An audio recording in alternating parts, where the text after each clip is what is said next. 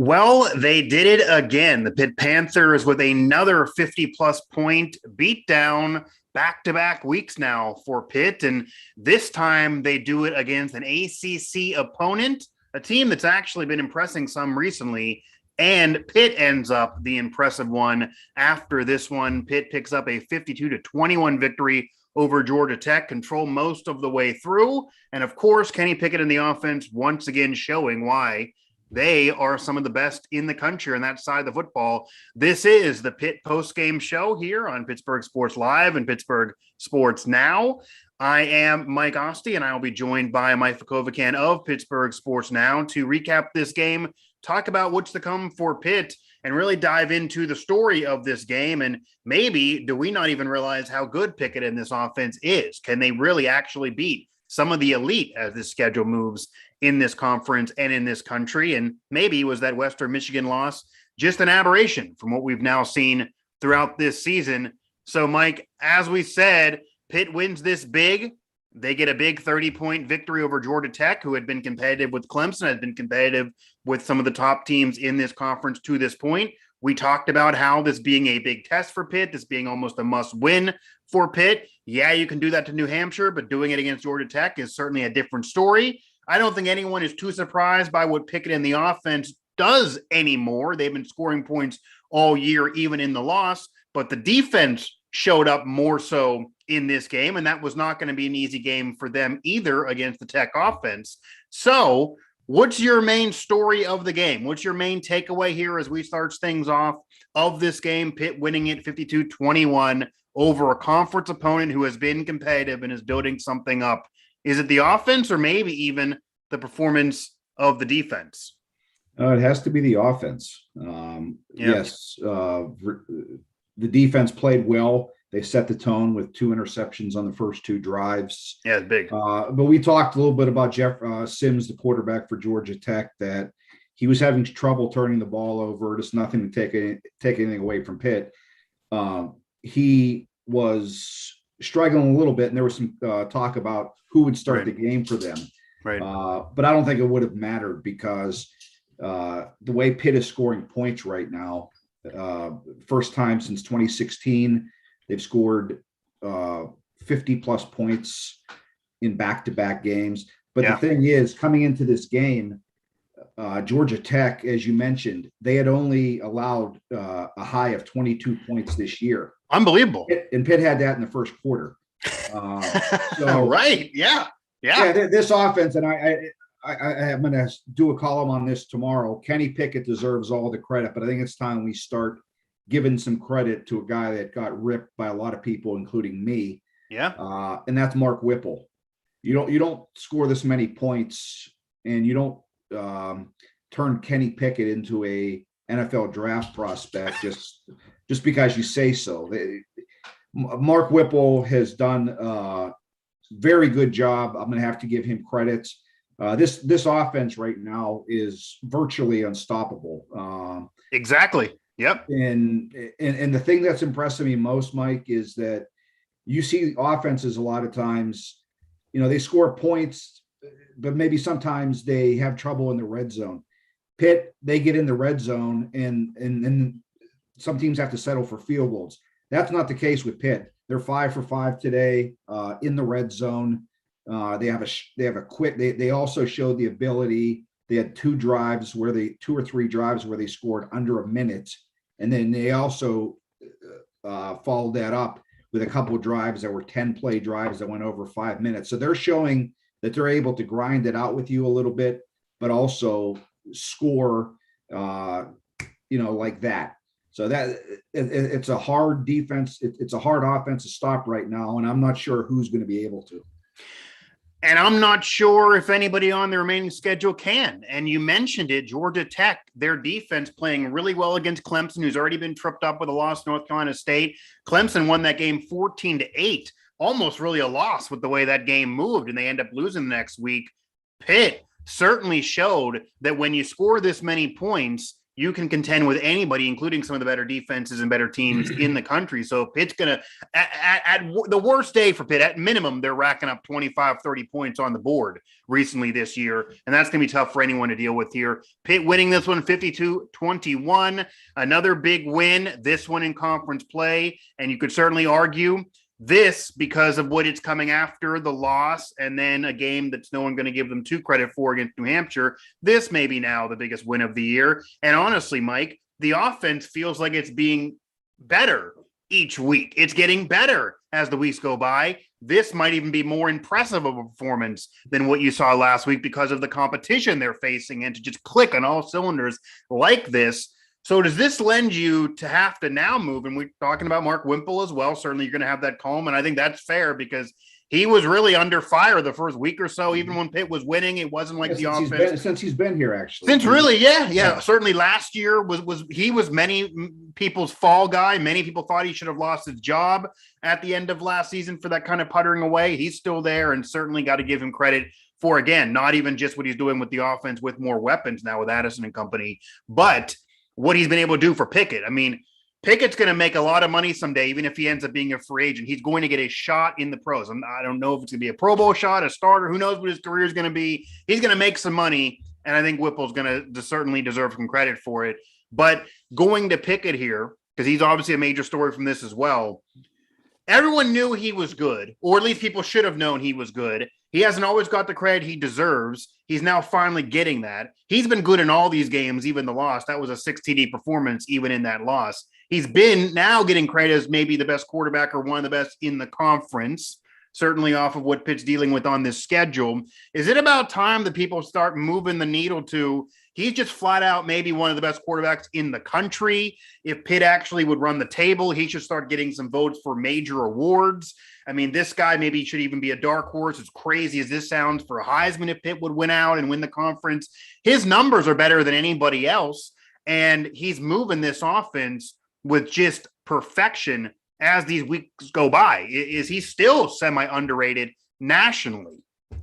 No question. I was watching the halftime shows, and Pitt had a huge lead, and I was watching I had the Georgia Arkansas game up, and the guys in the studio were talking about of course the same old guy Sam Howell, and they're he's playing better than anyone in the AC. Like these guys don't even. I'm not sure what they're watching. It's because they're used to just saying the same names, and they say it.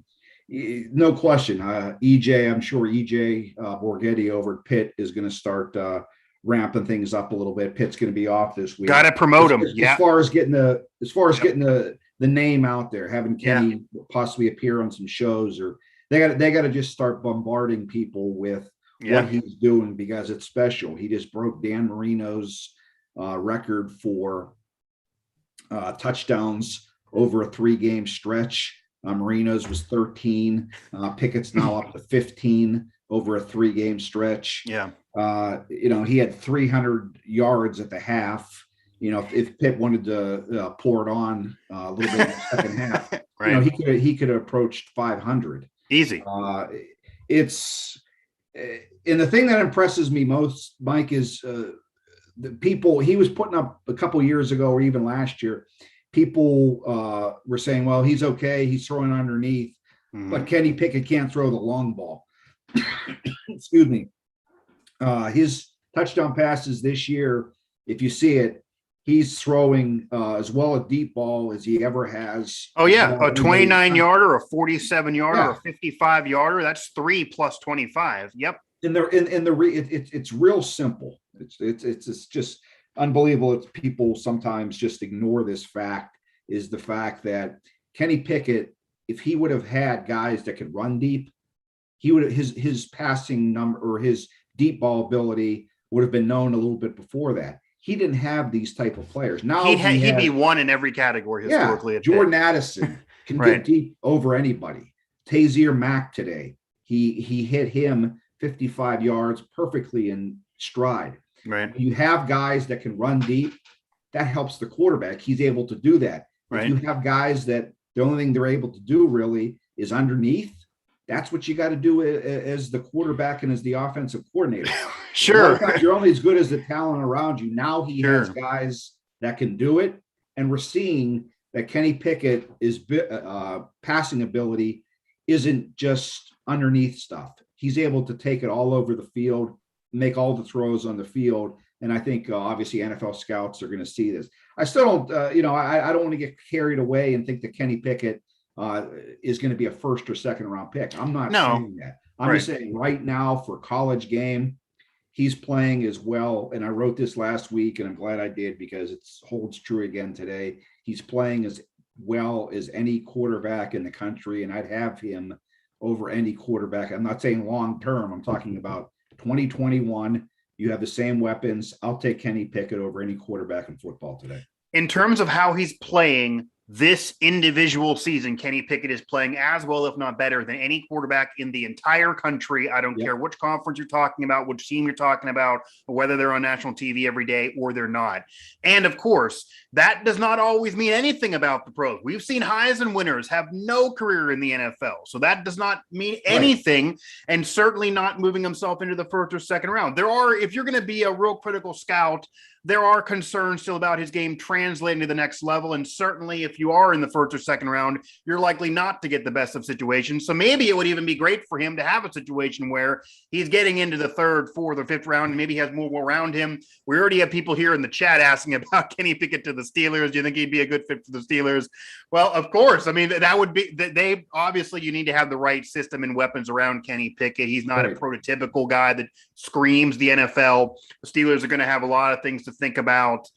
The backup situation is certainly in flux with Mason and Haskins, and Ben's future is certainly in doubt. So that can be a conversation maybe for another day. But Kenny Pickett, as we stand now, is playing as well as any quarterback in the country. And what I've really noticed, because I've always thought Kenny Pickett wasn't appreciated enough by the Pitt fans. He's getting that love now as he deserves. But you get him in the right situation, you get those weapons around him. Yeah, I don't know if Kenny Pickett is a guy that can carry a team with nothing else around him, and because he's so great, you're still going to win some games. I don't know if that's Kenny Pickett. We have not seen that. That's unlikely to be Kenny Pickett. But you give him the weapons, you put the team around him, then he certainly can help you. He's certainly been the MVP of this team, MVP of a conference, if not beyond. And he's getting better each week, but also he's so confident. And he didn't let any of the doubters or critics get to him over the years. He chose to come back. That was a tremendous decision for him.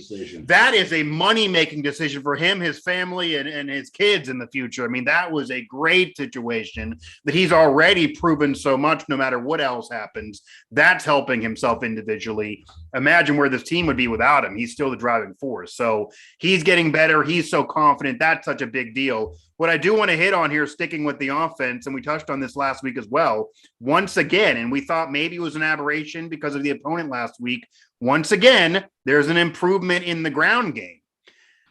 That improvement in the ground game certainly makes it easier on Kenny Pickett, makes it easier on the rest of this team, allows those big plays to occur. And Pitt was able to get off several big plays in this game to really have this well in hand at halftime against maybe the best defense they faced all year, with other elite teams having trouble. Clemson, again, had trouble against Georgia Tech.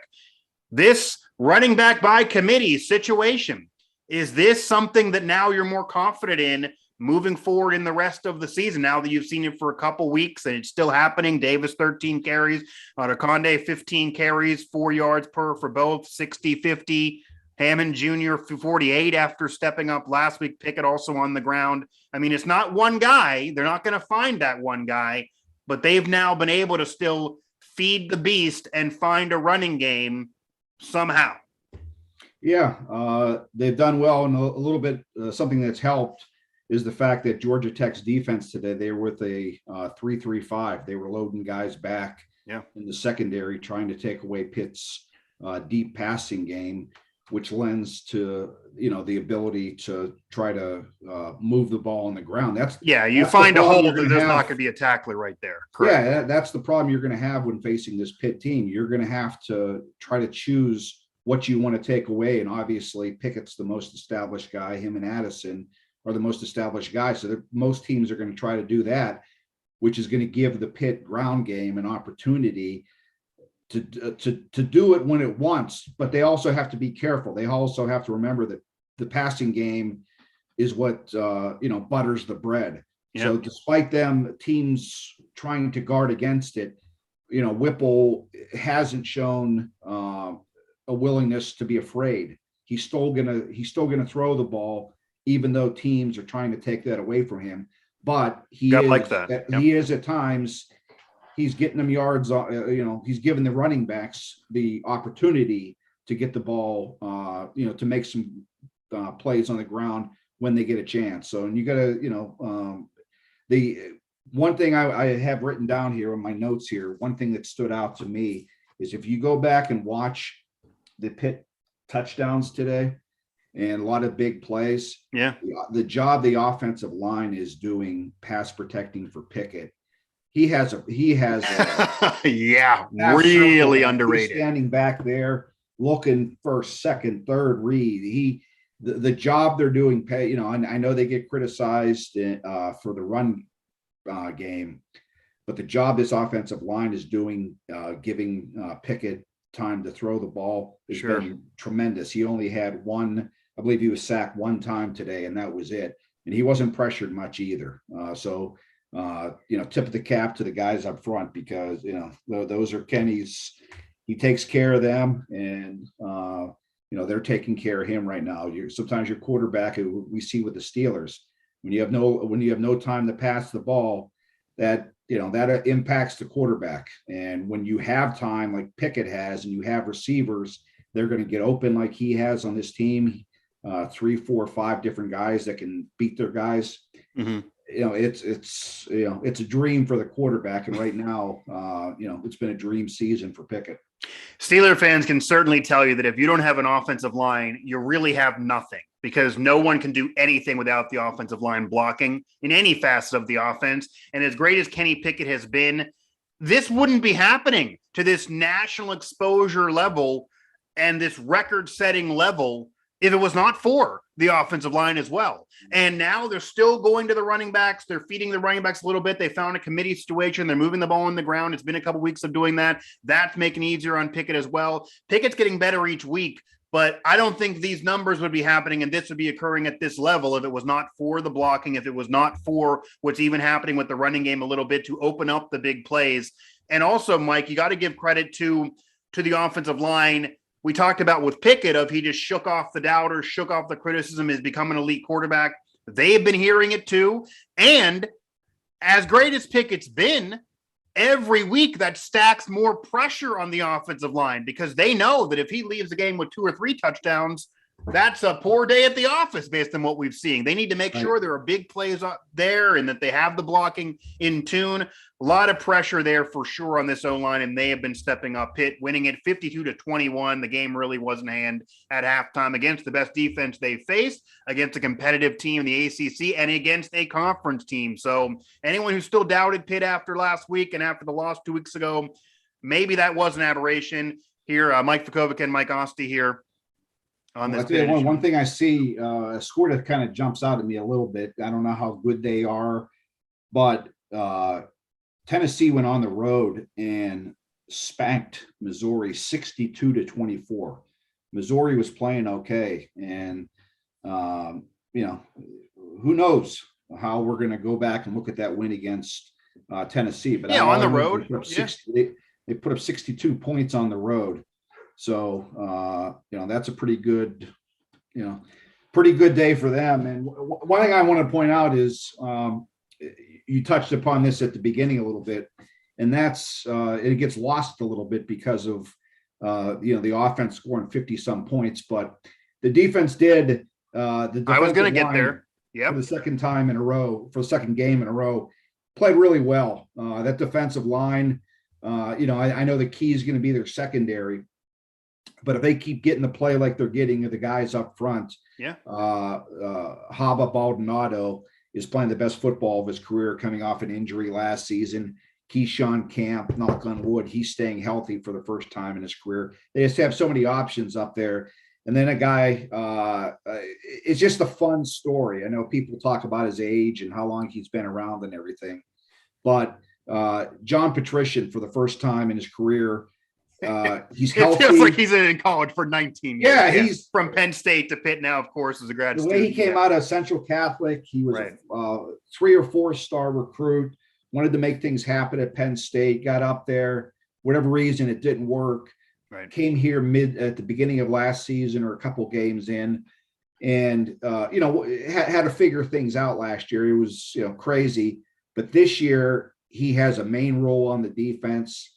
He's making plays and back to the line of scrimmage. The way he's able to get off the edge, he's great pursuit of the running backs. And then today he had a little bit of a gift interception, ball deflected. He gets the ball or gets the interception, returns it 33 yards. It's just good because Patrician's a really good guy. Yeah.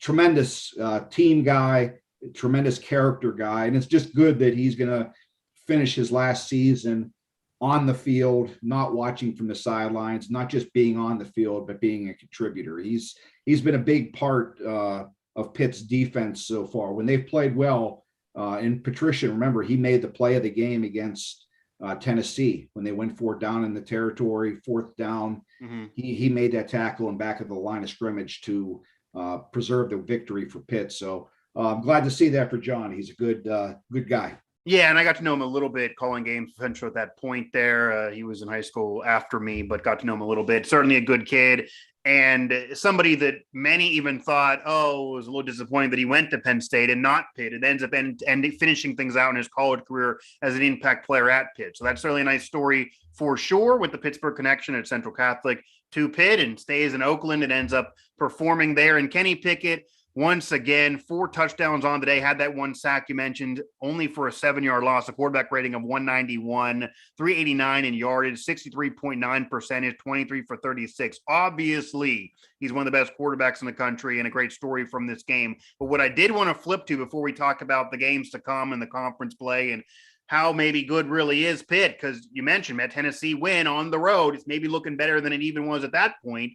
And we'll also get to the Western Michigan game, and if that now officially is an aberration, or what we need to have happen to make it one officially. But what did Pitt do defensively? You've already touched on the defensive line. Is it just that simple? Because Pitt now back-to-back weeks has really performed defensively, only allowing a touchdown last week in mop-up duty, the 21 here, so under 30 points in back-to-back weeks. Again, say what you want about New Hampshire, but this is Georgia Tech with a legit offense, a solid team, a competitive team. And really, the concern was earlier in the season if this defense would let down the offense. It's now been a while with the defense also stepping up. That's why I asked the question at the top of the show what the story is.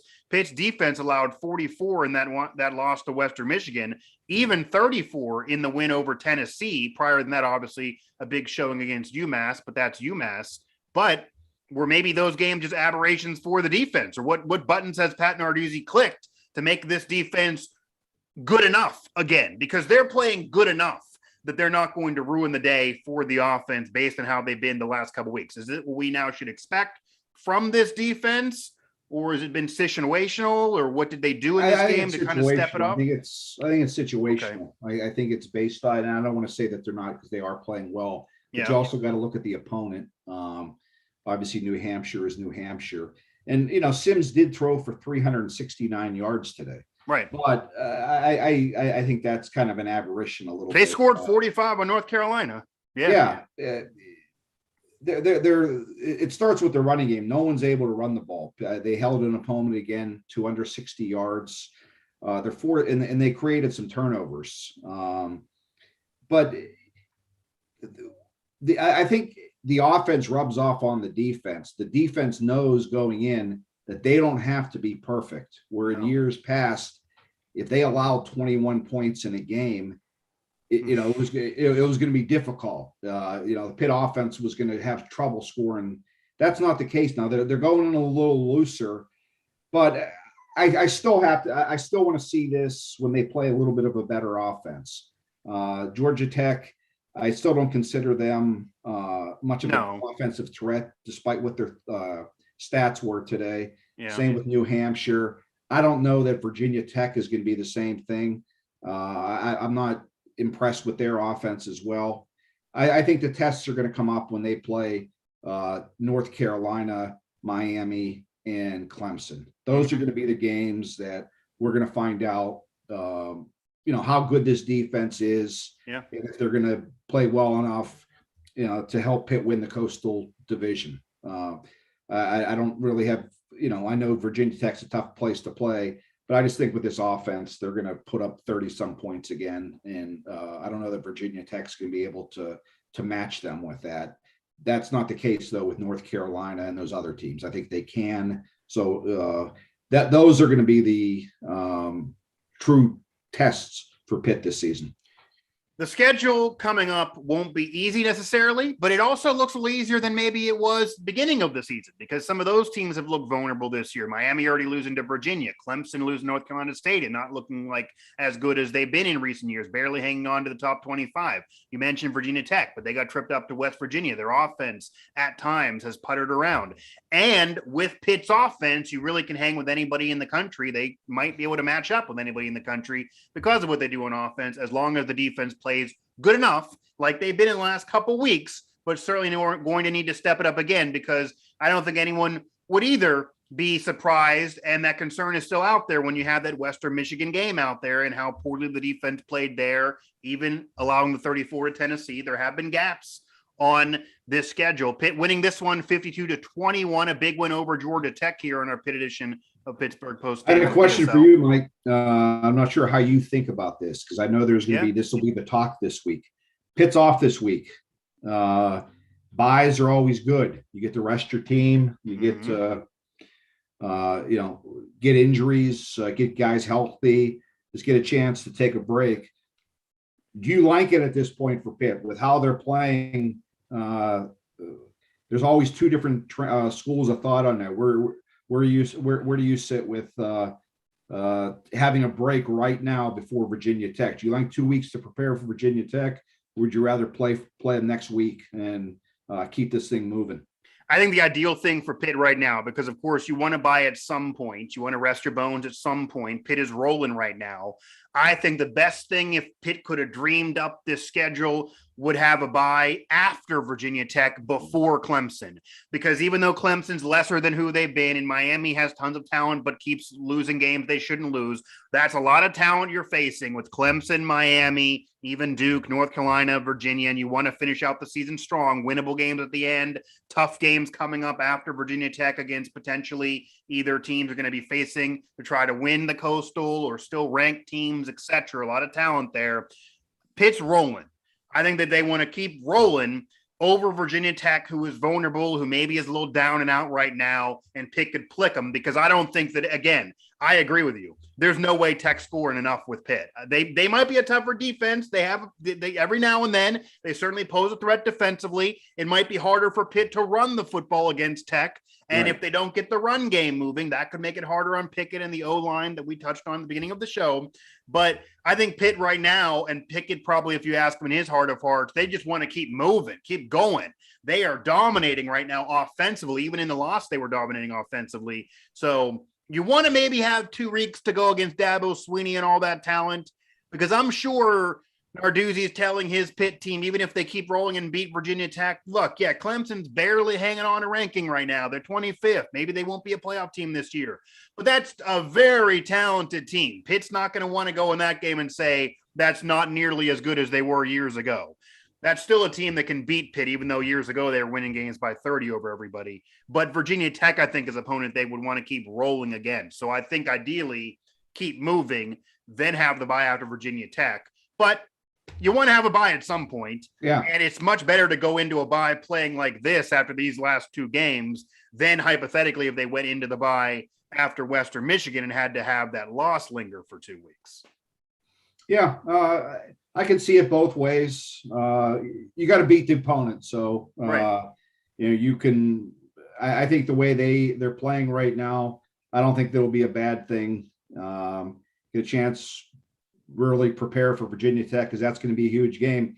They have everything in front of them right now. They beat Virginia Tech at 3 losses for that. Everything is set up. The latest ESPN percentages or whatever computer they get to do this. Do you have the update since Miami's loss? I know we looked at it. Yeah, Pitt was up to 4. They were number 1 in the Coastal Division. They're mid 40s, and now with this win, this will obviously help them out.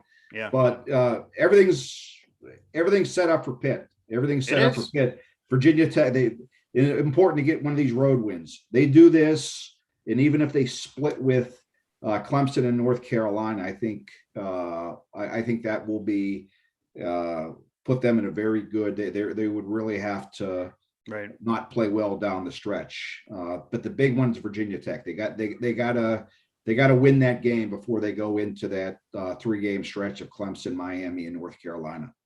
Talking Pitt's big win, Pitt accomplishing the goal of this week, because it is week to week for Pitt, and Pitt defeating Georgia Tech. Not only just beating Georgia Tech, but doing it in convincing fashion, which is what Pitt needed to do after a big win the week before, but that against a lesser opponent, and getting over that bad loss to Western Michigan, which at the time some said was the worst loss of the Pat Narduzzi era.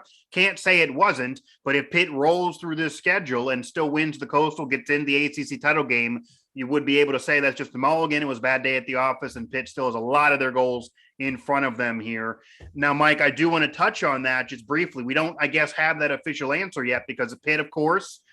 This has been Pitt in the past, where it wouldn't probably shock any Pitt fans who've been around a long time either for Pitt to turn around, beat Virginia Tech after the bye, maybe even beat Clemson and then go ahead and lose to Miami, who's already had some upsets this year, or even win those games because maybe they'll be favored against Miami with how they've been playing, and then Pitt to all of a sudden lose to Virginia or something. They got to complete the job here, but are you nearing able to say that maybe Western Michigan was an aberration yet, or is there still a level of concern that Pitt could lay an egg against one of these teams coming up? Pitt, looking at this schedule, might be favored in most of these games except for probably 2 of them, and based on how Miami's playing, may be favored against the Canes. I would say Clemson's the only guaranteed game they're not going to be favored against, but who knows? Pitt could be ranked better than Clemson entering that game if Pitt is convincing against Virginia Tech and Clemson crawls along yet again.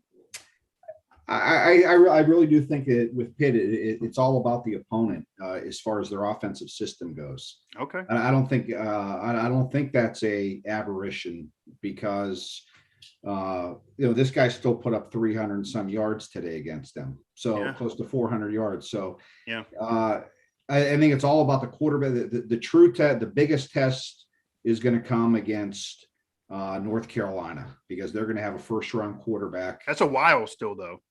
Yeah, Miami too. Sure. King is a good quarterback. That style of play could give Pitt problems. Clemson, the way their freshman quarterback, redshirt freshman quarterback, is playing. He, despite being a 5-star recruit, he's playing awful. He's not much of a threat throwing or running the ball. Defense is what's going to win that game for Clemson if they beat Pitt. But North Carolina and Miami are the 2 games. They have the 2 type of offenses that could give Pitt problems. Virginia Tech doesn't. So I don't think that's. I don't think people could just brush that off because I think it's there, and I think that's still a way that you could beat Pitt. But you got to have that type of quarterback that has that ability. If you're going to try to beat Pitt running the ball, you're not going to. It's going to be very difficult to do that. But if you have an RPO, a guy that tuck it in, run it, pull it back, throw it. You have one of those type of guys, Pitt is susceptible because if you saw a couple of those passes they gave up today, the 170-yard pass, it was because Pitt's Nardu on defense, they had their safety one-on-one. They had no help, and he got beat. That's Nardu Pitt's defensive style. They're never going to change that. They put their defensive backs on an island, and they trust them that they're going to be able to make plays. For the most part today, they were able to do that. Couple times they weren't able to do that, and Georgia Tech was able to take advantage of it. So no, I don't think things are fixed by any means for Pitt's defense. But as I said, it's all depending on the type of quarterback they're going to be going up against. And they will be facing some solid quarterbacks here coming up, some solid talent in those one-on-one matchups. Clemson, Miami, they certainly have burners. They certainly have athletes that'll be a problem potentially for some of those Pitt corners and their style defensively. And you mentioned Sims, 24 for 33, 72% passing, 371, 2 TDs, 2 picks. The quarterback rating of still 175 despite a couple sacks. So he did not get nearly as much blocking as Kenny Pickett got. Kenny Pickett, one of the better quarterbacks in the country with how he's playing, but you got to give Sims his due. He certainly had a solid outing. I don't think Georgia Tech leaves this game saying Sims is somebody who single-handedly lost it for us. That was a team defeat. Yeah, the 2 picks are there, but he didn't have nearly as much time to throw the football and look near for those second, third, fourth reads like Pickett has. This all goes back to the offensive line. That should be a theme of all these football shows. The fans got to get it. It's all about that O-line, unsung heroes for these teams that are winning and potentially underrated to blame for these teams that are not. So, yeah, that certainly shows there are still parts of Pitt's defense that's vulnerable. The schedule won't be easy moving forward. Virginia Tech will be another team they got to test themselves against. They got to get a win against. Some of these other teams, say Miami, losing those games may look worse than it would have been entering the year because of what they've done this year. Clemson is Clemson. And then for North Carolina, despite hiccup earlier in the year, they're certainly going to be tough to deal with because of the quarterback. So Mike Pickett's a big win in this one, 52-21. They passed the test. They passed the test with flying colors on both sides of the football. Nothing is nearly perfect. Narduzzi's going to also, which I think is a positive and Pitt will like, they go into a bye week with nobody really criticizing Pat Narduzzi. Pitt's now off 2 wins. They turned it around after the loss. They now can go into a big game riding high. Yeah, they're going to have a good. This is the type of game you want to. Coaches will be. Yeah. Coaches will be on the road recruiting this week. Yeah. And this is the type of game you want to go out and try to lock up either guys for 2022 or 2023 and say, hey, look, you want to play in this type of offense, put up stats like this.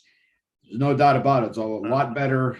Especially quarterback recruiting. They need another one after Pickett. They can say, hey, we did this for Pickett for several years. Look at these weapons. They're going to be around. We plugged you in. You could be the next Kenny Pickett. I don't know if out of high school. The receivers too. Jordan Addison, Tazier, and running back, of course. They need maybe one of those. This is the type of game. Yeah. This is the type of game that you want to get on that road recruiting, talking to recruits, and there's no doubt. They might even leave after the game down in Georgia. A couple of the guys that recruit in Georgia, Archie Collins and maybe Ryan Manilak, the linebacker coach. Maybe they stay down there while the team comes back and they get ahead. They get out to some people starting on Monday with recruiting. So we'll try to follow that this week on Pittsburgh Sports. Now there won't be anybody over at the facility, at least for the first few days. Until maybe later in the week when they start preparing for Virginia Tech. But interesting week for Pitt, probably off the field. So we'll try to keep you up to date on that information. And of course, head over to Pittsburgh Sports Now right now for the postgame coverage of this victory. Also, this postgame show will live there here after we conclude things. Pitt with a big win. They passed the test. They now go into a bye week. Riding high, positive vibes. They feel like they turned it around. They feel like they have all their goals in front of them, one of the better teams in the conference. We already got people here in the chat talking about, I think Pitt can beat Clemson. They have a real chance. Kenny Pickett's now one of my favorite quarterbacks. People here, literally, I apologize for doubting Kenny Pickett before. This is fantastic stuff. So this all would not have been happening if this was 2 weeks ago, even as well as the offense played, the defense letting them down, that bad loss. That would sting going into a bye. Maybe you'd rather after Virginia Tech, but it doesn't matter. They now go into another big game. Conference play continues. They will have Clemson coming up, and a staple big win over Clemson would maybe be the new biggest win of the Narduzzi era. That's still a ranked team in Clemson. That's still Clemson. A lot of those players still from those recent years, even though they have already been hiccuped. So we will see, but Pitt certainly showed they're not dead yet. Pat Narduzzi, his group, not dead yet. Kenny Pickett, certainly alive and well. And Pitt 52-21 victors over Georgia Tech. Keep it here, though, on Pittsburgh Sports Live. A few hours from now, we're also going to have a West Virginia postgame show. I'll be back for that one. The Mountaineers currently taking on Texas Tech and needing to turn that one around as they also got a must-win game that they are competing against right now in their conference play. And, of course, follow along here at PGH Sports Now on Twitter and at PGH Sports Live on Twitter. For Mike Vukovcan, for all of us at Pittsburgh Sports Now and Pittsburgh Sports Live, Pitt wins it 52-21. They passed the test. They're rolling. They head into a bye now as one of the better teams in conference